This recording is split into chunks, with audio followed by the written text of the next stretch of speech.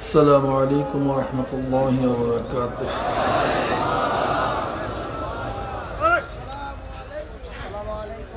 وعليكم السلام.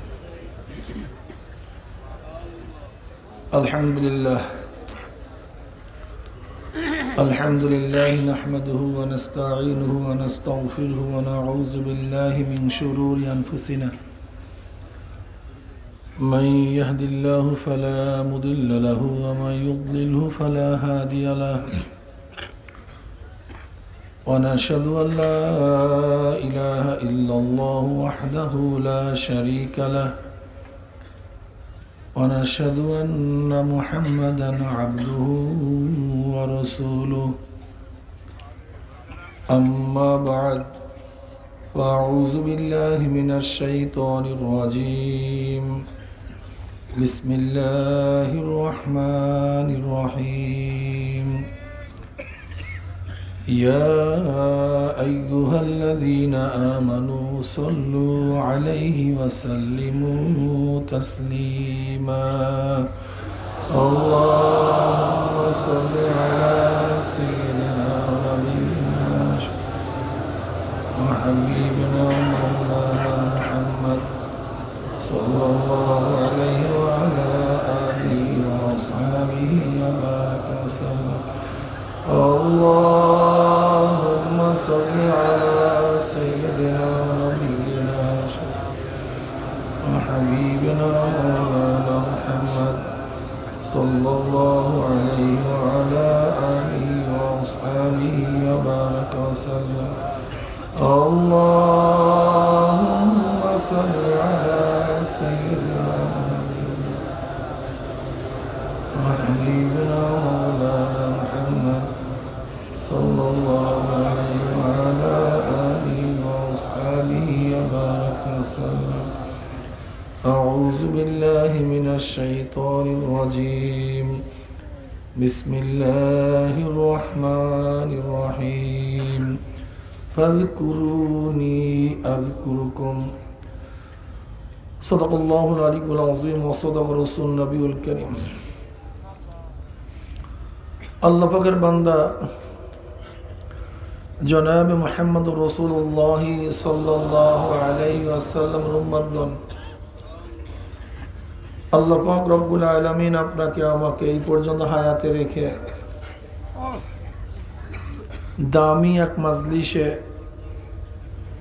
আসার বসার বলা শোনার তৌফিক আল্লাহ পাক দান করছেন। শুকরিয়াতান সবাই বলে আলহামদুলিল্লাহ। এই মাজলিস অনেক গুরুত্বপূর্ণ, অনেক দামি।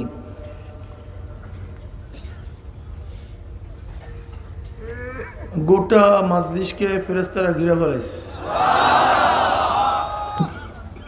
অনবরত মাজলিস বা রহমত সাকিনা বর্ষণ হইতেছে। আল্লাহ পাক রব্বুল আলামিন মাজলিসকে কেন্দ্র করে ফেরেশতাদের মধ্যে আলোচনাও শুরু করছে। وعن أبي هريرة رضي الله تعالى عنه وعن أبي سعيد الخدري رضي الله تعالى عنه أنهما شاهد على رسول الله صلى الله عليه وسلم أنه قال لا يقعد قوم يذكرون الله تعالى إلا حفتهم الملائكة وغشيتهم الرحمة ونزلت عليهم السكينة وذكروا الله في من عنده رواه مسلم. যখন কোন সম্প্রদায় জিকিরের মাজলিসে বসিয়া যায়, গোটা এরিয়াকে ফেরেশতারা ঘিরে ফেলায়। অনবরত মাজলিস বা রহমত এবং সাকিনা বর্ষণ হইতে থাকে। আল্লাহ পাক রব্বুল আলামিন জাকিরিনদেরকে নিয়ে ফেরেশতাদের মধ্যে আলোচনা শুরু করেন। এত দামি এক মাজলিস যা চিন্তাও করা যায় না। নবী আলাইহিস সালাতু ওয়াস সালাম এক হাদিসের মধ্যে ফরমান, মা মিন কওমিন ইসতামাউ ইয়াসকুল্লাহ তাআলা লা ইউরিদুনা বিযালিকা ইল্লা ওয়াজহাহু ইল্লা নাদাহুম মুনাদিম মিনাস সামাই আন কুমু মাগফুরাল লাকুম কদ বুদ্দিলাস সাইয়্যাতুহুম হাসানাত। যখন আল্লাহ পাকের বান্দা একমাত্র আল্লাহকে রাজি খুশির উদ্দেশ্যে জিকিরের মাজলিসে বসিয়া যায়, অন্য কোনো উদ্দেশ্য থাকে না, উদ্দেশ্য একমাত্র লা ইউরিদুনা বিযালিকা ইল্লা ওয়াজহাহু, একমাত্র আল্লাহ পাকের খুশি। মানুষ আমাকে দরবেশ বলবে, মানুষ আমাকে কামেল বলবে, মানুষ আমাকে বুজুর্গ বলবে, আমাকে হাদিয়া তোহফা দিবে, সম্মান ইজ্জাত করবে, না, দুনিয়াবি কোনো উদ্দেশ্যে সে বসে নেই, একমাত্র আল্লাহকে রাজি খুশি করার উদ্দেশ্যে বসছে। দেখেন কিয়ামতের ময়দানে আল্লাহ পাক রব্বুল আলামিন অনেক হাজীকে প্রশ্ন করবে, হাজী আমার কাছে কি নিয়ে আসছো? বলবে আল্লাহ আমি রিক্সাওয়ালা ছিলাম, ঠেলাওয়ালা ছিলাম, 1 টাকা আটা না জোগাতে জোগাতে আমি তোমার বাইতুল্লাহ জিয়ারত করার জন্য আসছি। কত সাধনা করছি, কত চেষ্টা করছি, না খেয়ে টাকা জমাইছি, হজ করছি তোমাকে রাজি খুশি করার উদ্দেশ্যে। আল্লাহ পাক বলবে তোর বাহ্যিক অঙ্গ প্রত্যঙ্গ তো সবাই দেখছে, কিন্তু ভিতরের কলবটা কেউ দেখে না, ওইটা দেখছি আমি। ওখানে কার কোনো শেরকাত নেই, কার কোনো শেরকাত নাই, তোর কলবের খবর আমি রাখি। তুই তো হজ করছস, মানুষ তোকে হাজি বলবে এই উদ্দেশ্যে, মানুষ তোকে হাজি বলছে উদ্দেশ্য পূরণ। কাজে দুনিয়াতে যে উদ্দেশ্যে হজ করছো দুনিয়াতেই পেয়ে গেছো, আমার কাছে কিছু না। কি বুঝলেন? অনেক শহীদকে আল্লাহ পাক প্রশ্ন করবে, শহীদ কি নিয়ে আসছো? আল্লাহ তুমি দেখো নাই তোমার রাস্তায় গলা কাটাইয়া দিছি? বলে আমি দেখছি না, কোনো কিছু তো গোপন না, সবই তো দেখছি। তুই তো যুদ্ধ করছস, তোকে মানুষ নেতা, তুই যুদ্ধ করছস গনিমতের মাল অর্জন করার জন্য, নেতা হওয়ার জন্য, নেতৃত্ব পাওয়ার জন্য, তোর আলোচনা ছড়িয়ে পড়বে এর জন্য, তোকে মানুষ বীর বলবে। কি বলবে?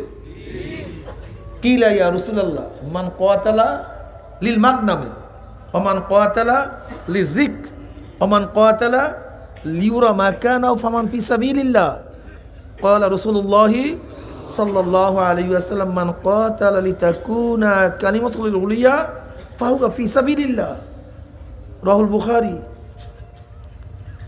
এক সাহাবী প্রশ্ন, ইয়া নবী আল্লাহ, কোন ব্যক্তি শহীদ হইছে গনিমতের মাল অর্জন করার জন্য, কোন ব্যক্তি শাহাদাত বরণ করছে তার অবস্থানকে ঠিক রাখার জন্য, কোন ব্যক্তি শহীদ হইছে মারা গেছে যেন তার নাম ছড়িয়ে পড়ে আলোচিত হয়, সবাই বলে এত বড় বীর ছিল, যোদ্ধা ছিল, এইটা ছিল সেইটা ছিল। ফামান ফি সাবিলিল্লাহ, যে কারণেই হোক না কেন, এর মধ্যে যেই ব্যক্তি, এই ব্যক্তিগুলি যেই কারণেই মারা যাক না কেন, এর মধ্যে কোন ব্যক্তি আল্লাহর রাহে শহীদ? বলে একজনও না, একজনও না। যে একমাত্র আল্লাহর জন্য, একমাত্র লা ইউরিদুনা বিযালিকা ইল্লা ওয়াজহাহু, অন্য কোনো উদ্দেশ্যে না, একমাত্র আল্লাহর উদ্দেশ্যেই জীবন দিবে সেই শহীদ। এছাড়া যুদ্ধের ময়দানে গলা কাটাইল, নিয়াতের মধ্যে গড়বড় থাকলে সে শহীদ হবে না। কিসের মধ্যে? কলবের মধ্যে গলতি থাকলে।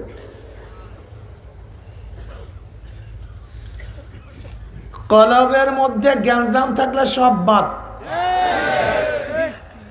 সব কি? সব বাদ, কিচ্ছু কাজে লাগবে না। এর জন্য কোরআনের মধ্যে কসম শুরু হয়েছে, ফালা ওয়া রাব্বিকা লা ইউমিনুনা হাত্তা ইউহাক্কিমুকা ফীমা শাজারা বাইনাহুম এর আগে কোরআন কসম করে নাই, এখান থেকে কসম শুরু। কোরআনের কসম শেষ, ওয়াল আসর ইন্নাল ইনসানা লাফি খুসর। এরপরে কোরআন কসম করে কোনো কথা বলে নেই, সমাপ্ত করছে। কসম কেন করা হয়, কারণটা কি? কসম করা হয় কথার গুরুত্ব বোঝাবার জন্য। তা আল্লাহ পাকের কথা তো কসম ছাড়াও সত্য। ওমান আস্তাকু মিনাল্লাহি কিলা, আল্লাহর চেয়ে সত্যবাদী কে আছে? আছে না কি গো?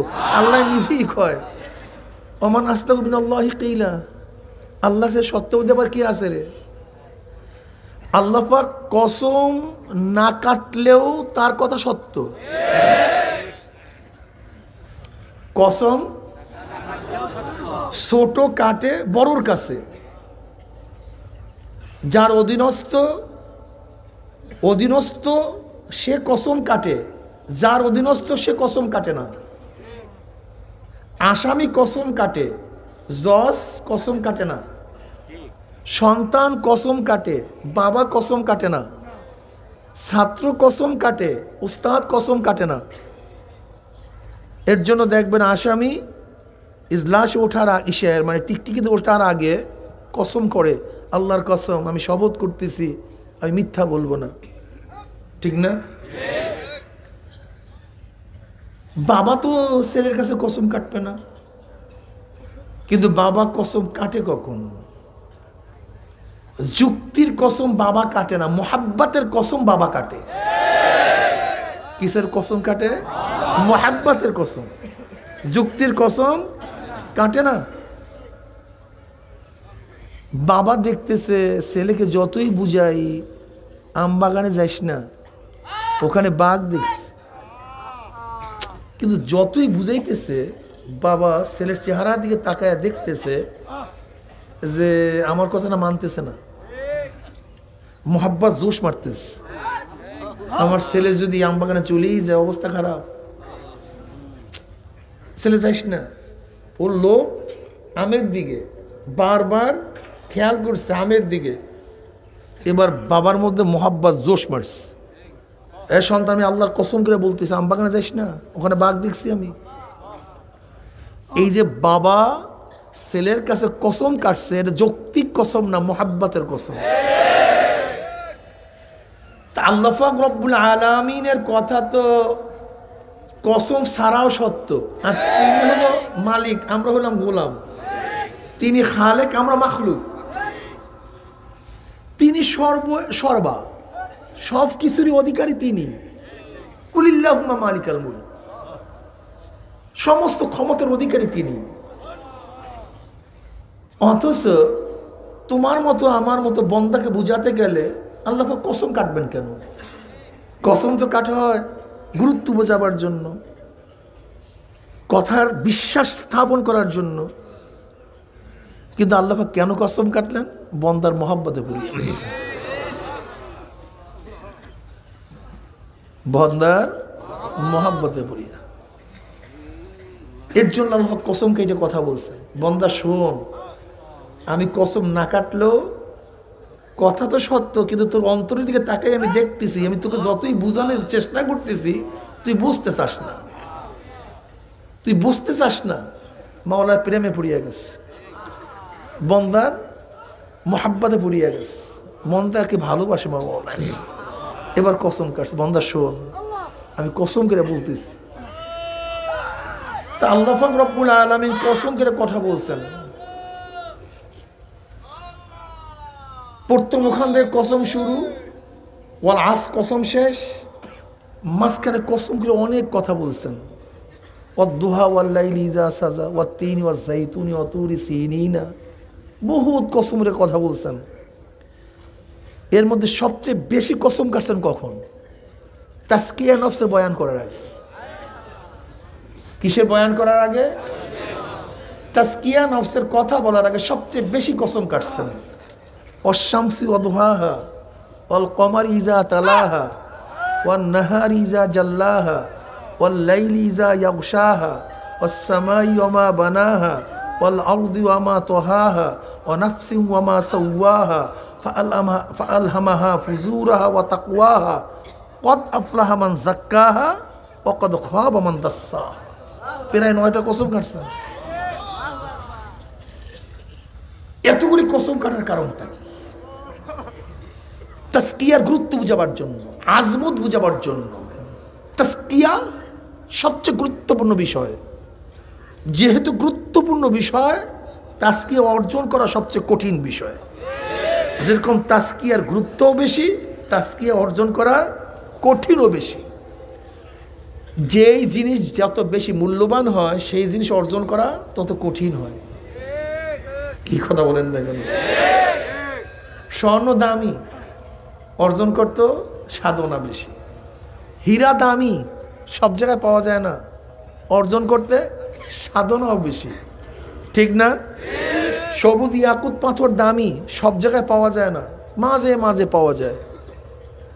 তা যেহেতু তাসকিয়া নফস সবচেয়ে কঠিন, সবচেয়ে জটিল, এর জন্য তাসকিয়া নফসের আগে আল্লাহ পাক প্রায় 9টা কসম খেয়ে বলতেছেন যে আত্মাকে পবিত্র করতে পারছে সেই নাজাত পেয়ে গেছে, আর যে আত্মাকে পবিত্র করতে পারে না সে ধ্বংস হয়ে গেছে।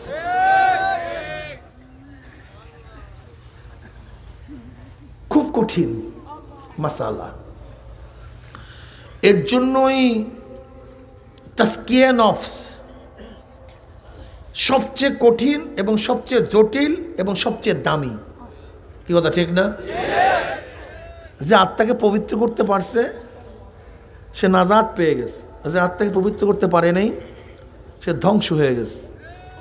এর জন্যই নবী আলী সাল্লাল্লাহু আলাইহি ওয়াসাল্লাম কি বললেন? রাজা'না মিনাল জিহাদিল আসগর ইলা জিহাদিল আকবর। আমি ছোট্ট যুদ্ধ থেকে বড় যুদ্ধের দিকে রওনা করলাম। তাসকিয়া নফস আত্মাকে পবিত্র করা, শুদ্ধ করা, পরিষ্কার করা।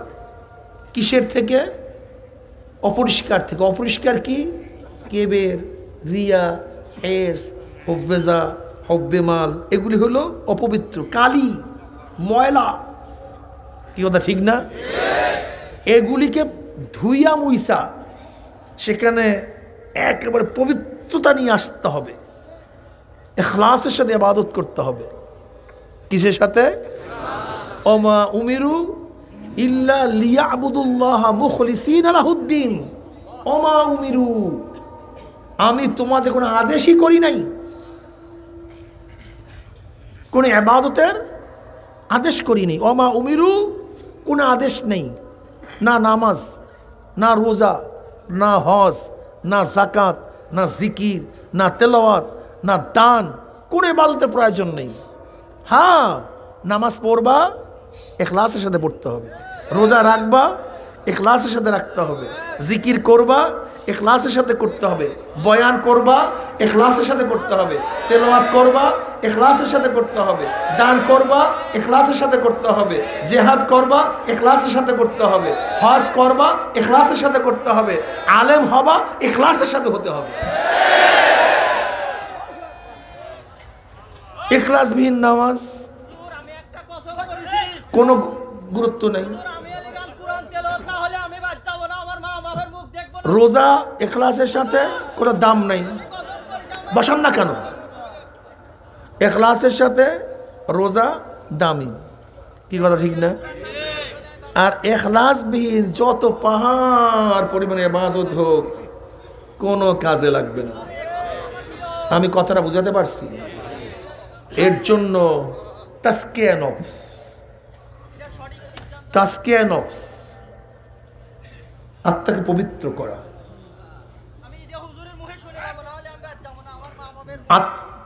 তাসকিয়া নফস এটা সবচেয়ে কঠিন এবং জটিল। আমরা তাসকিয়া নফসের জন্য এখানে আসছি।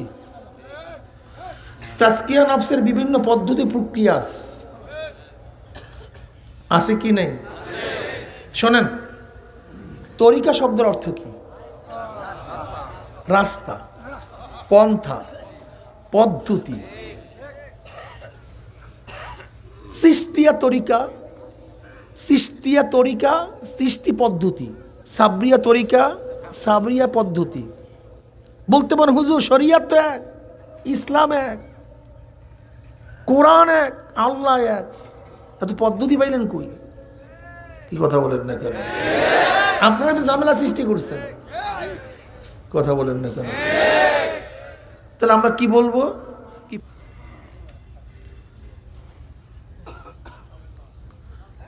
দেখবেন এশকাল তুলে, প্রশ্ন তুলে, জি এরাই সব ফিতনার মূল। কি জি এত তরিকা করছে, অথচ কোরআন এক, আল্লাহ এক, রসুল এক, আর এরা এত তরিকা বানায় দিছে, এত মাযহাব বানায় দিছে। খুব সহজ, আর গিলা ফেলাইস। যদি প্রশ্ন করে ভাই বুখারীর হাদিস, মুসলিমের হাদিস, তিরমিজির হাদিস, নাসাইর হাদিস, হাদিস এক, এত হাদিসের কিতাব হবে কেন? কি কথা বলেন না কেন? এটা তো শিরক করে ফেলেছে মারাত্মক। বউয়ে হাদিস কোথার? বলে বুখারীর হাদিস। নাউজুবিল্লাহ, হাদিস তো নবীর হাদিস, বুখারীর হাদিস আসছে কোথা থেকে? বলে হাদিস কোথা? বলে মুসলিমের। আস্তাগফিরুল্লাহ, হাদিস তো নবী, তা মুসলিমের হাদিস আসলো কোথার থেকে? দেখছেন, যখন মুসলিমের হাদিস বলি, বুখারীর হাদিস বলি, তখন ইশকাল নেই। যখন আবু হানিফার মাসলা বলি, তখন ইশকাল হবে কেন? অবস্থাটা কি? জাহেলের অবস্থাটা কি?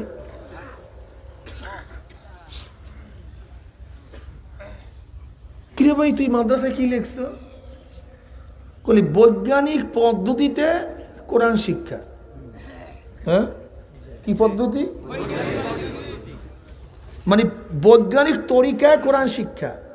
তা কোরআন তো এক, নাদিয়া পদ্ধতি, নুরানি পদ্ধতি, বৈজ্ঞানিক পদ্ধতি। কি কথা বলেন না কেন?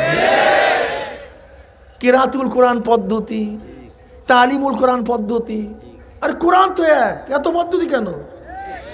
আজ পর্যন্ত কোনদের প্রশ্ন শুনছেন যে নুরানি পদ্ধতির আপত্তি আসছে, নাদিয়া পদ্ধতির আপত্তি আসছে? কোরআন কার? দোকানে গিয়ে কি বলেন ভাই একটা নুরানি কোরআন শরীফ দেন, আগে না হয় কেন? না বুঝে খেলে না হয় না, কি গিয়ে বলেন কি ভাই নুরানি কোরআন শরীফ দেন, ভাই একটা হেফজ কোরআন শরীফ দেন, ভাই কলিকাতার সাফার কোরআন শরীফ দেন। এত কোরআন বানাইলেন কই? মানে উদ্দেশ্য তো কোরআন শিক্ষা, তরিকা তো উদ্দেশ্য না। এক একজন গবেষক গবেষণা করে উদ্দেশ্য হলো তার কোরআন সহি করা। কেউ ভাবছে এই পদ্ধতিতে যদি সহি করা যায় ও ব্যক্তি তাড়াতাড়ি সহি করতে পারবে। কেউ মনে করছে এই পদ্ধতিতে যদি কাজ করা যায় কোরআন জলদি জলদি শিখতে পারবে। যদি এই এই এই এই এই এই পদ্ধতিতে কোরআন শিক্ষা দিলে আপত্তি না হয়, তো এই পদ্ধতি তাসকিয়া নফস করলে আপত্তি হবে কেন? তখন তোমার এত প্রশ্ন কেন? তোমার তাল্লা গরম কেন? কারণটা কি বাবা বলো? হ্যাঁ, যদি নবীর হাদিস হয় সেখানে বুখারীর হাদিসকে তুমি আসাহুল হাদিস বাদা কিতাবিল্লাহি বলবা, মুসলিমের হাদিস অনেক সহি, এই হাদিসের তরতিব এত সুন্দর, তখন তরতিব অনুযায়ী তুমি কোনো ইমামদের ইশকাল তুললা না, সনদের ব্যাপারে কোনো ইমামদের ইশকাল তুললা না, তার পদ্ধতির ব্যাপারে কোনো মুহাদ্দিস এইভাবে কিতাব শুরু করছে, কেউ এইভাবে শুরু করছে, কেউ এইভাবে শুরু করছে, কেউ এইভাবে তারতিব দিছে। কি কথা ঠিক না? কেউ কোনো ইশকাল তুললা না, কেউ তাফসীর এইভাবে লিখছে, কেউ এইভাবে লিখছে। কিন্তু যখনই তাসকিয়া নফসের কথা বলি, এই পদ্ধতিতে তাসকিয়া নফস করতে হবে, তখন ইশকাল তুলছে যে এত পদ্ধতি পাইলেন কই? আপনারা তো ইসলামকে ধ্বংস করছেন। বাস লাগাই দিছে।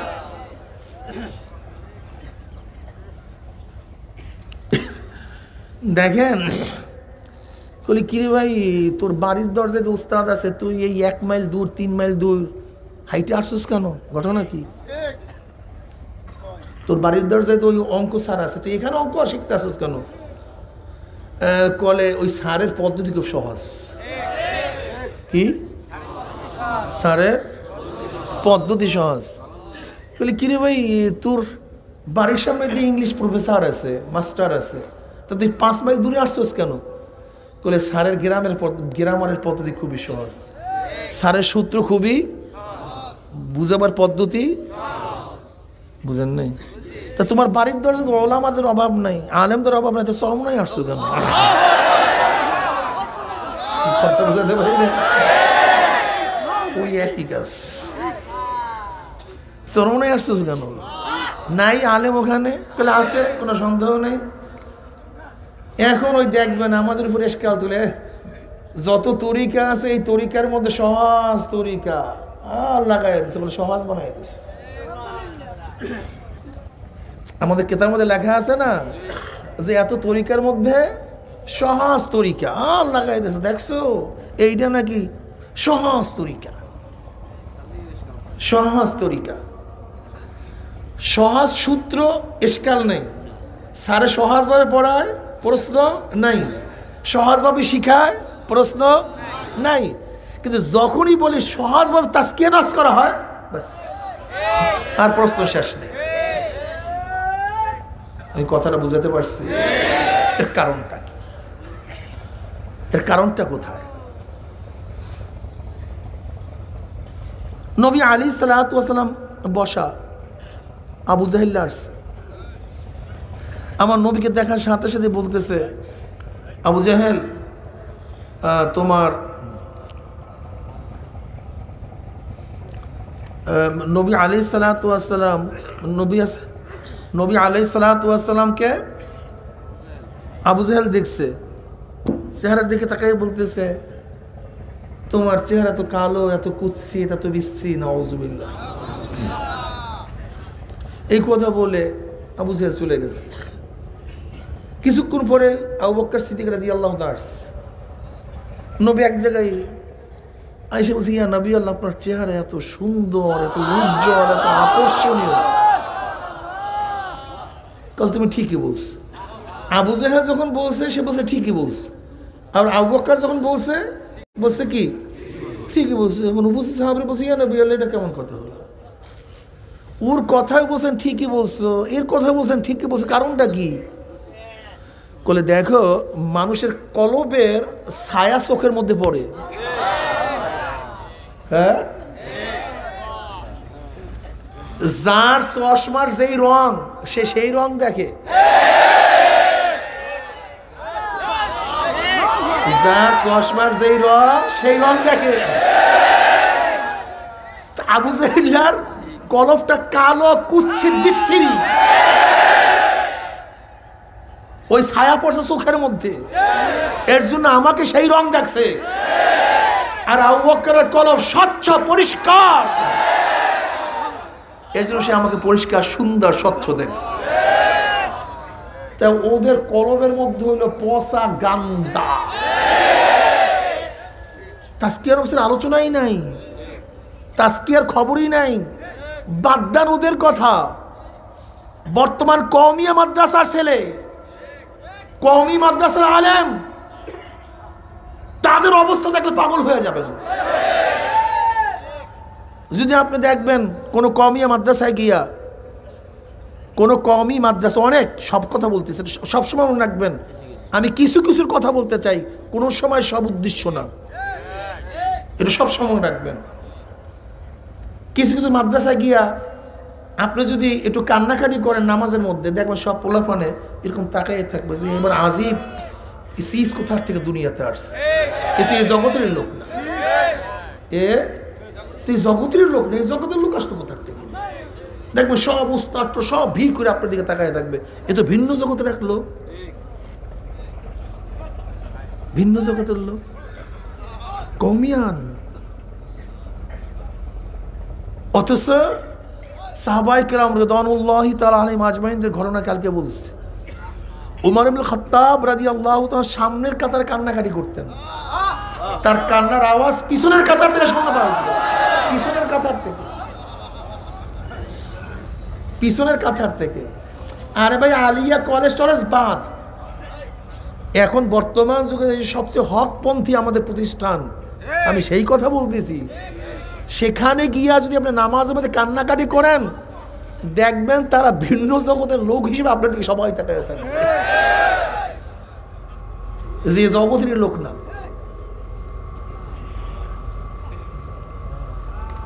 বুঝতে পারছি? অসত রশিদ আহমদ গঙ্গি রহমত হালাত কি, কাসেম নাজুর রহমতুল্লাহ হালাত কি, তাদের অবস্থানটা কি চিন্তাও করা যায় না।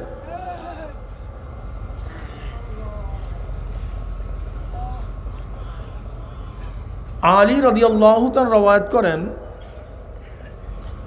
নবী আলাইহিস সালাতু ওয়াস সালাম যখন আনসার ও মুহাজিরদের মধ্যে ভ্রাতৃত্ব বন্ধনে আবদ্ধ করতেছিলেন,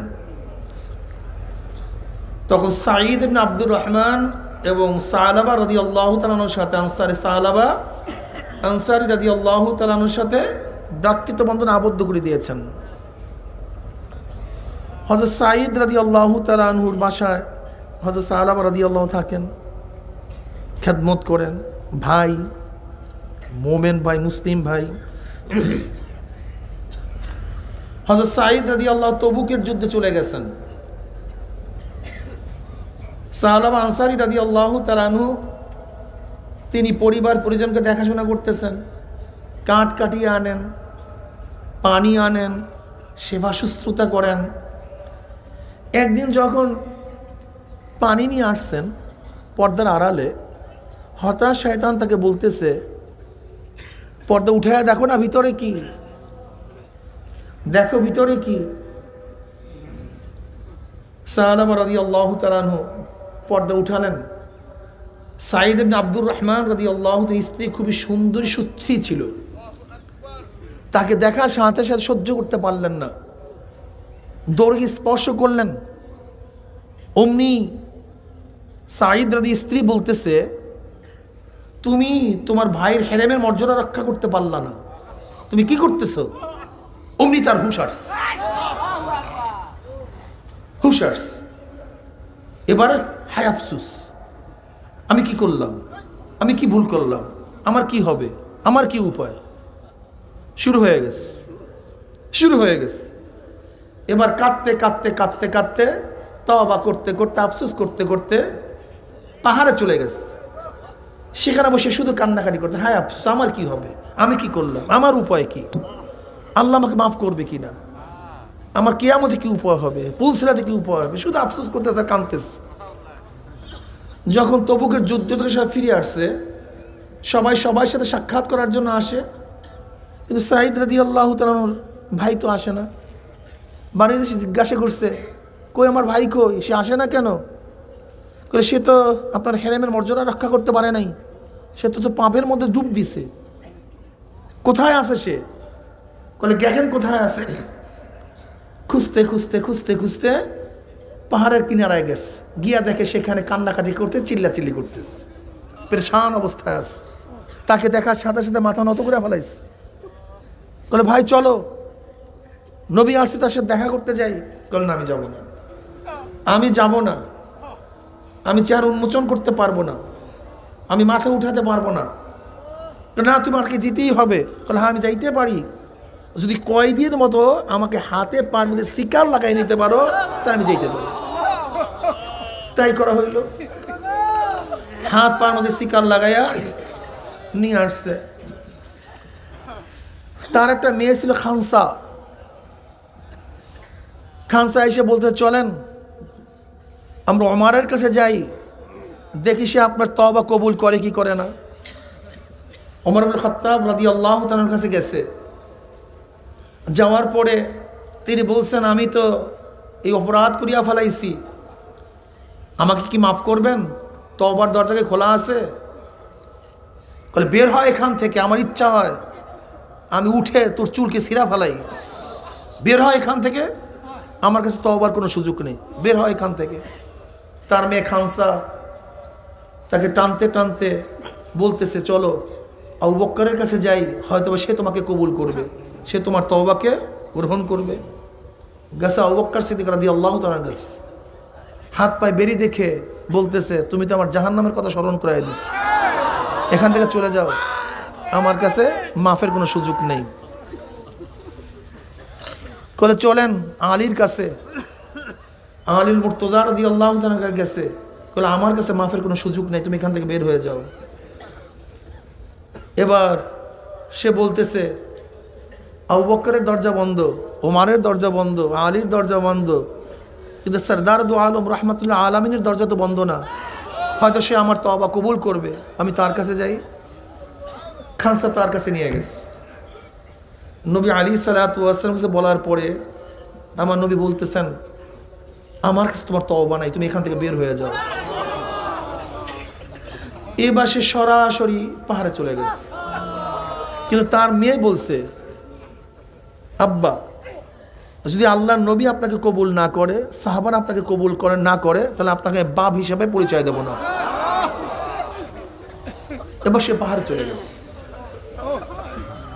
পাহাড়ে গিয়া শুধু কান্দে, হায় আফসোস, কি করলাম, আমার কি উপায়, আমার ধ্বংস, আমার মৃত্যু। শুধু কান্দে, রোনাজারি করে, সারা রাত্র কাঁদতে থাকে, সেজদায় পড়িয়া থাকে, আফসোস করতে থাকে, তওবা করতে থাকে। মাওলার রহমতের দরিয়ার মধ্যে জোশ মারছে।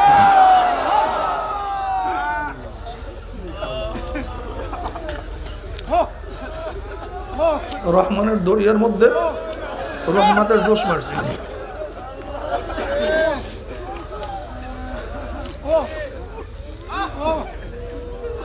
এবার রহমান জিব্রাইলকে পাঠাইছে, যা গিয়ে আমার নবীকে বল আসমান কে বানাইছে, জমিন কে বানাইছে, তোমাকে কে বানাইছে, প্রশ্ন কর। জিবরিল আলাইহিস সালাতু ওয়াস সালাম আসছে, সালাম দিছে, বলছি ইয়া নবী আল্লাহ, আল্লাহ পাক প্রশ্ন করছে আসমান কে বানাইছে, আপনি না আল্লাহ? বলে আমি কেন, আল্লাহ? বলে জমিন কে বানাইছে, আপনি না আমার মাওলা? সবই তোমার মাওলাই সৃষ্টি করছে।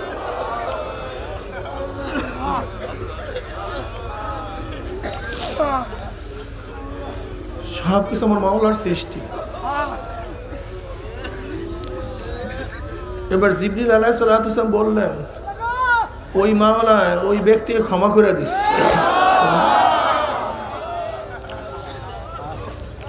নবী আলাইহিস সালাতু ওয়াস সালাম বললেন, তোমার ভাই সাহাবাকে কি আনতে পারো? হযরত আবু বকর ওমর রাদিয়াল্লাহু দাঁড়ায় গেছে, বলে আমরা আনবো।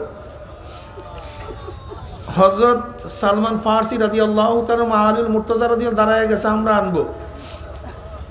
নবী আলাইহিস সালাতু ওয়াস সালাম আবু বকর এবং ওমরকে ইজাজত দিলেন না, সালমান ফারসি রাদিয়াল্লাহু তাআলা এবং আলী রাদিয়াল্লাহু ইজাজত দিলেন, তোমরা তোমার ভাইকে খোঁজ করে নিয়ে আসো এবং এই সুসংবাদ জানায়া দাও।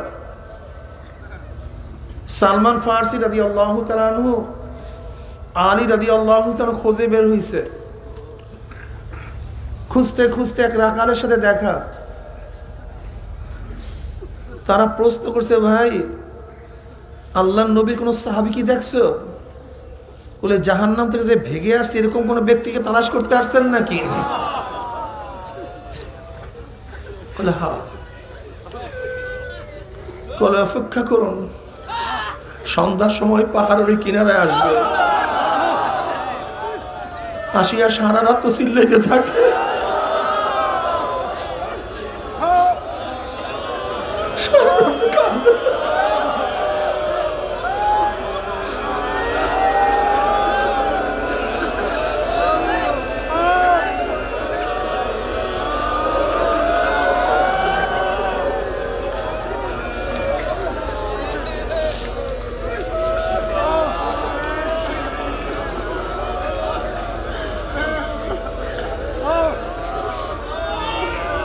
তার অপেক্ষা করতেছিল, যখনই সন্ধ্যা মিশে আসছে আসিয়া সেজদায় পড়ছে, আফসোস আমার কি হবে, আমার ধ্বংস, আমাকে মাওলা মাফ করবে, আল্লাহ তুমি আমাকে ক্ষমা করে দাও, মাফ করে দাও, আমার কি উপায় হবে? এবার তারা গিয়া নবী আলাইহিস সালাতু ওয়াস সালামের সালাম পৌঁছাইছেন, বলছেন ভাই মাওলা তোকে মাফ করিয়া দিয়েছে, নবী তোমাকে নেয়ার জন্য পাঠাইয়া দিয়েছে। এবার তিনি প্রথম বলতেছে আমার পেয়ারা নবী কেমন আছে তাই আগে বলো।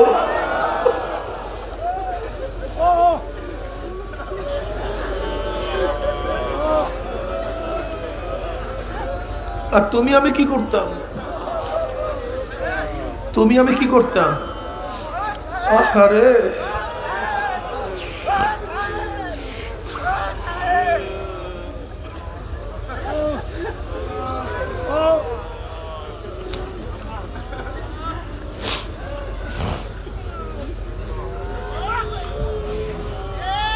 ও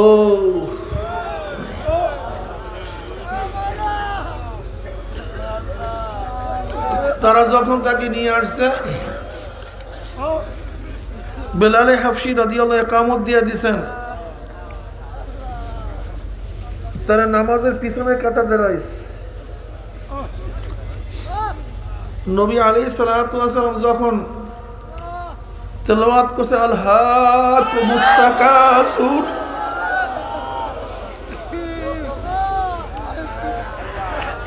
একটা চিল্লান দিস, প্রাচুর্য সব ধ্বংসর মূল। যখন তেলাওয়াত করে হাত্তা যুরতুল মাকাবির, এই আয়াত তেলাওয়াত করার সাথে সাথে চিল্লান দিয়ে বেহুশ হইয়া দুনিয়ার থেকে বিদায় হয়ে গেছে।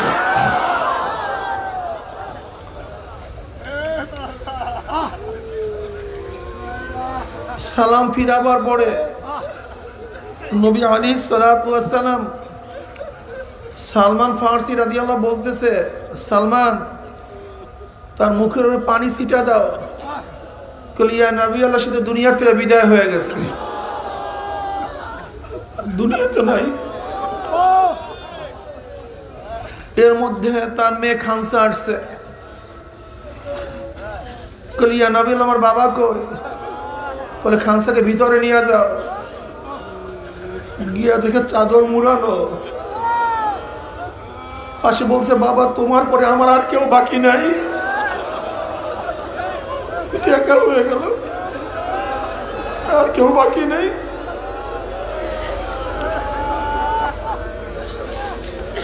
এবার নবী আলাইহিস সালাতু ওয়াস সালাম বলেন, খানসা তুমি কি এটা পছন্দ করো যে ফাতেমা তোমার বোন হবে, আমি তোমার বাবা হব?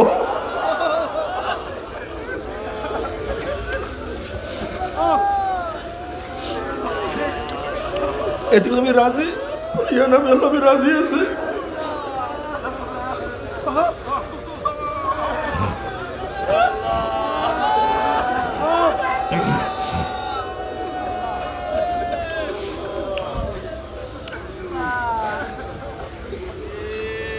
এবার নবী আলাইহিস সালাতু ওয়াস সালাম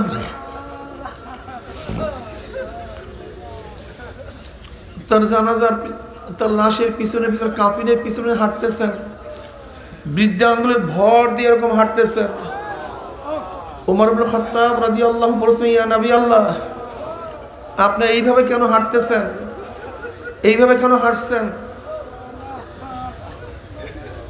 বলে সাহাবা আনসারীর জানাজায় এত পরিমাণে ফেরেশতা উপস্থিত হয়েছে,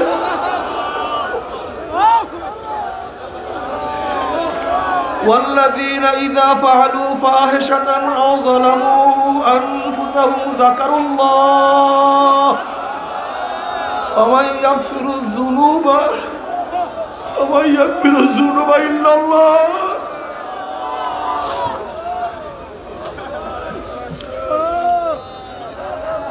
আমার মাওলা দয়াবান মাওলা, আমার মাওলা মেহেরবান মাওলা,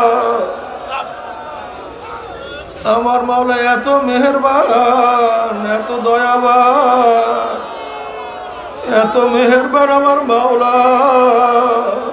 আল্লাহ قل يا عبادي الذين أسرفوا على أنفسهم لا تقنطوا من رحمة الله ইন্নাল্লাহা ইয়াগফিরুয যুনুবা জামিয়া। আয় বান্দা, বান্দা, আয় বান্দারে, নৈরাশ হোস না।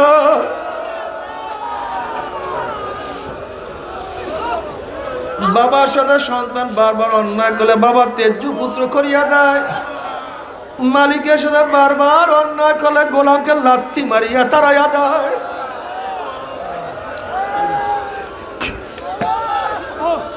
স্বামী শুধু বারবার স্ত্রী অন্যায় করলে তালাক দিয়া দেয়। বন্ধুর সাথে বন্ধু বারবার অন্যায় করলে সম্পর্ক শেষ করিয়া দেয়।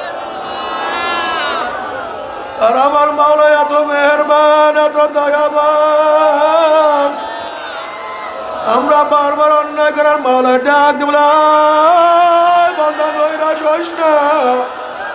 বান্দা রে, আল্লাহ, আল্লাহ রে, বাবারে যারা চোর মনে আসছো, তওবা করার মতো তওবা করো। আর মনে বলো মাওলা রে, গুনাহ খাতা মাফ না করাইয়া বিদায় দিও না। আল্লাহ, আল্লাহ আমাদের সবাইকে মাফ করিয়া দাও, সবাইকে ক্ষমা করিয়া দাও।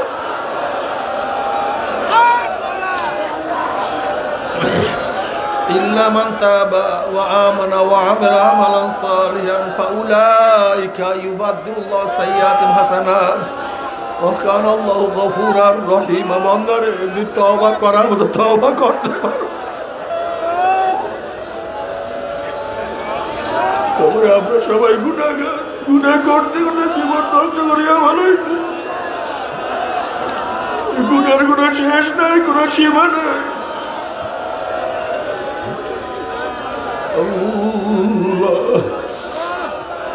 বাবারে, বনি ইসরায়েলের এক যুবক বারবার তওবা করে, বারবার তওবা ভাঙ্গিয়া ফেলায়, তওবা রাখতেই পারে না, বারবার তওবা ভাঙ্গিয়া ফেলায়। আল্লাহ পাক রব্বুল আলামিন মুসা আলাইহিস সালাতু ওয়াস সালামকে বলেন, মুসা ওই বন্দাকে বলিয়া দে আমি মাওলায় খুব নারাজ হইয়া গেছি, আমি তার খুব বেজাজ হয়ে গেছি, আমি তার ক্ষিপ্ত হয়ে গেছি। এই কথা শোনার পরে ওই ব্যক্তি খুব ভয় পেয়ে গেছে।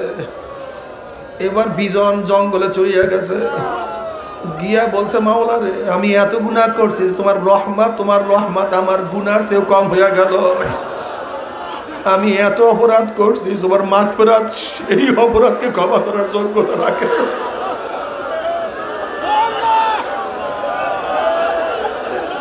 তোমার রহমতের দরিয়া কি শুকাইয়া গেছে? তোমার মাগফিরাতের ভান্ডার কি বন্ধ হয়ে গেছে? আমার গুনাহ তোমার চেয়ে বড় হয়ে গেছে আল্লাহ। আমি যত গুনাহ করে আমি বিশ্বাস করি তোমার মাগফিরাত তার চেয়ে অনেক বেশি। আমি যত অন্যায় করে আমি বিশ্বাস করি তোমার রহমত তার চেয়ে অনেক বেশি। আমি ছোট, তুমি বড়, আমি মাখলুক, তুমি খালেক, আমি তোমার গোলাম, তুমি আমার মালিক আল্লাহ। তুমি মাফ না করলে আমার কি উপায় হবে আল্লাহ, তুমি আমাকে মাফ করিয়া দাও। অমনি আমার মাওলা পাক রব্বুল আলামিন মুসাকে বলছে, মুসা রে, তুই আমার বন্দাকে সুসংবাদ দিয়া দে, ও যত গুনাহ করছে আমি মাওলা সমস্ত গুনাহ মাফ করিয়া দিছি আল্লাহ। যেহেতু আমার সিফাতের উপরে ও আলোচনা করছে, আমি রহমান, আমি রহিম, আমি গফফার, আমি সত্তার, আমি মালিক, আমি সামাদ। আমারে তওবা করার মতো তওবা করো। যদি তওবা করার মতো তওবা করতেই পারো, আমার মাওলা কত মেহেরবান মাওলা। ওমর ইবনে খাত্তাব রাদিয়াল্লাহু তাআলা আনহু একদিন রাস্তা দিয়ে হাঁটতে আছেন, হঠাৎ এক যুবকের দিকে লক্ষ্য করছেন। যুবকের হাতে একটা বোতল দেখা যায়, মনে হয় মদ হবে। হযরত ওমর ইবনে খাত্তাব রাদিয়াল্লাহু তাআলা কত বড় শানদার লোক ছিলেন সবাই আমরা জানি। আর যুবক মদের বোতল নিয়ে তার সামনে পড়িয়া গেছে। এখন যুবকের অবস্থা কি হইতে পারে? ওমর ইবনে খাত্তাব রাদিয়াল্লাহু যুবককে লক্ষ্য করিয়া তার দিকে চলতে আছে। এখন যুবকের কলিজার অবস্থা কি? আজকে আর উপায় নাই, আজকে আর মুক্তি নাই। এবার যুবক প্রকাশে কাঁদতেও পারে না, কিন্তু কলবটাকে আমার মাওলার সাথে লটকায় দিয়েছে। মাওলারে ওয়াদা করছি, যদি আজকে উমরের হাতের থেকে আমাকে রক্ষা করো, জীবনে আর মদ পান করবো না, কোনদিন মদের স্পর্শ করবো না। তুমি আমাকে মাফ করিয়া দাও। কলম তো মাওলার সাথে লটকাইয়া দিছে, মাওলা দোয়া কবুল করিয়া ফেলাইছে। ওমর ইবনে খাত্তাব রাদিয়াল্লাহু যুবকের কাছে গিয়া বলে, যুবক তোর হাতে কি? বলে আমার হাতে সেরকা। ওমর ইবনে খাত্তাব রাদিয়াল্লাহু যখন ওই বোতল উদ্বুত করছে, ফালাইছে, দেখে বোতলের মধ্যে মদ না, গোটা মদ সেরকা হইয়া গেছে। আল্লাহ বাবারে আত্তাইব না জানবে কামাল না জানবালা। যদি তওবা করার মতো তওবা করতেই পর আমার মাওলা মাফ করিয়া দেবে। বাবারে এখানে আমরা যারা আসছি আমরা সবাই গুনাহগার, গুনার কোনো শেষ নাই, গুনার কোনো সীমা নাই, গুনাহ করতে। কিন্তু মাওলার রহমতে কেউ নৈরাশ হয় না। আখারা সাবাকাত রহমাতি আলা গযাবি, আমার মাওলার রহমত তার রাগের উপরে প্রাধান্য হয়ে গেছে। মান আতানি ইয়ামশি আতাইতু হারওয়ালাতান। আখারে আমার মাওলা এত মেহেরবান মাওলা, এত দয়াবান মাওলা। যেমন বাচ্চা হাঁটতে পারে না, এক দুই পাও হাঁটে, হাঁটতে ঠিক মতো পারে না, কিন্তু দূর থেকে যখন বাপ মা হাত প্রসারিত করিয়া বাচ্চাকে ডাক দেয়, আসো বাবা আসো, বাচ্চা পারে না হাঁটতে, দেয় দৌড়। অবস্থাটা কি হয়? আছাড় খেয়া পড়িয়া যায়।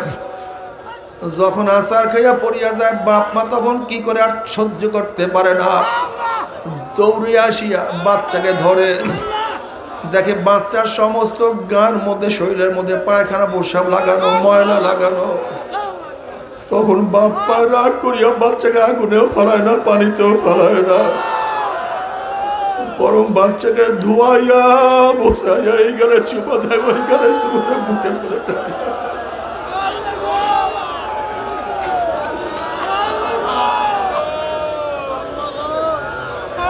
আমার মাওলা রহমান, আমার মাওলা রহিম, আমার মাওলা গফফার। যদি মাওলা দিয়ে চলতে পারো চলতে থাকো, যদি চেষ্টার মতো চেষ্টা করতে পারো, চেষ্টা করতে করতে করতে করতে মৃত্যু আছাড় খাইয়া পড়িয়া যাইতে পারো। যদি সেই সময় আমল নামায় গুনাহ থাকে, অনেক পাপ থাকে, এগুলো তওবা করতে পারি নাই, আমার মাওলা তোমাকে আমাকে জাহান্নামে দিবে না, শয়তানের সবরতে করবে না, বরং আমার মাওলা মাগফিরাতের পানি দিয়া ধোয়াইয়া পোছাইয়া আমার মাওলার রহমতের কোলের মধ্যে নানিয়া পারবে না। কাজী বাবারে বেশি বেশি জিকির করো, জিকির করতেই থাকো। বর্তমানে দেখা যায় জিকির কমিয়া গেছে, হালকা ছাড়িয়ে দিছে। সকাল বিকাল জিকির আর করি না, মাসিক ইস্তেমা যাইতে চাই না, 5 ঔষধ ছাড়িয়ে দিছি। বাবারে ছাড়িও না। তুমি কি দেখো না যারা ঠিক মতো হালকা জিকির করছে, 5 ঔষধ ব্যবহার করছে, আল্লাহ পাক রব্বুল আলামিন তাদেরকে কত নেয়ামত দান করছে, কত নেয়ামত আমার মাওলা দান করছে।